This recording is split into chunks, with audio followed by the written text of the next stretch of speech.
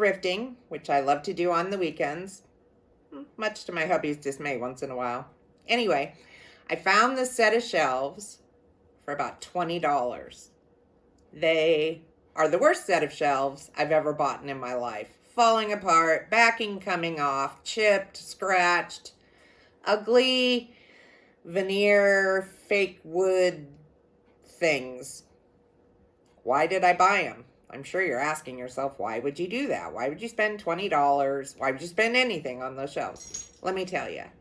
So I have this great idea for a laundry room to make a space where you can have some extra storage, maybe hang up some clothes that you don't want to throw in the dryer or that you don't want to wrinkle after you take them out of the dryer. This shelving unit is going to solve for that. And I promise, when I'm done with it, after some TLC, some chalk paint, some duct tape, and twine, whatever else MacGyver used to use, I'm going to fix for you a solution that you're going to love. And the best part is it'll be completely customizable to whatever your space is. So be sure to check out the how-to in my latest blog. See you there.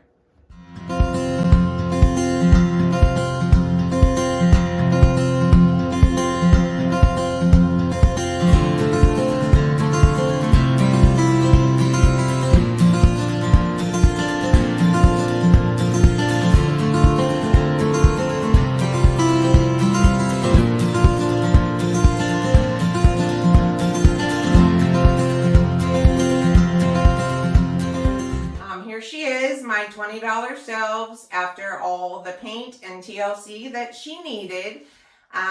We did a couple modifications to her for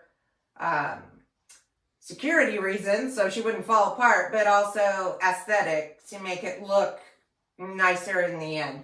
So one of the first changes that we did was add this molding trim around the top. That was just some leftover molding we had sitting in the garage, and I just painted it white and we tacked it on and gave her a more custom look. And then because I thought this would work well in a laundry room, I wanted to add a rod where you could hang some clothing that maybe you don't want to fold. And this is just a cut off curtain rod that we had that we weren't using anymore, mounted in these little cups like you used to hang a dowel or something in your closet. So that was $0, which is awesome. And then the shelf came with it, believe it or not. Something actually came with it. But we trimmed it out with a piece of trim that, again, extra that we just had. My husband throws nothing away when we have stuff left over. And for that, I'm grateful, because then when I do these little projects, I don't have to go spend money.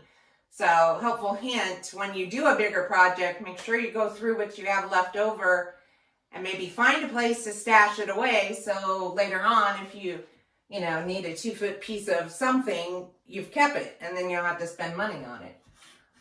And then I added these little baskets in my cubbies down here.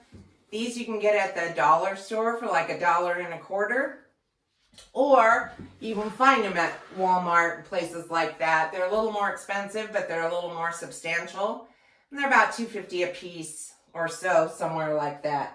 Amazon also has great package deals. So you can get like maybe, 4 or 5 or 6 in a bundle, and they come out to be a couple bucks a piece. So that's another option. Always look at all your options before you purchase, because you can save a ton of money that way.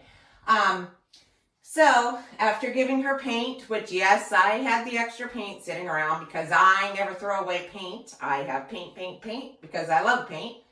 So I made a chalk paint, and if you're interested in the chalk paint recipe, I can put that below. I also have it in another blog on my site, so you can find it there. It's cheaper by far to make chalk paint on your own, and it's super easy than it is to pay for the ready-made stuff. So something to keep in mind. But I set this up for a laundry room, but you also could set this up to work as kind of a portable mud room.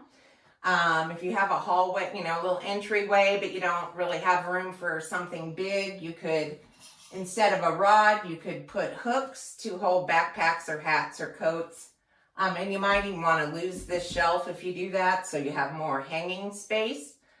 But if you're going to do that, you're going to want to take something that's a little bit more substantial so it'll hold the weight of the hook with the backpack or the coat on it. This is just beadboard. It wouldn't work. You'd have to use like plywood or something like that. And finally, I want to say to you, wherever you would use a piece like this, because it is tall, this is probably 6 foot or a little over, I would highly recommend that you fasten this to your wall that you have it in front of. They sell straps in all the home improvement stores.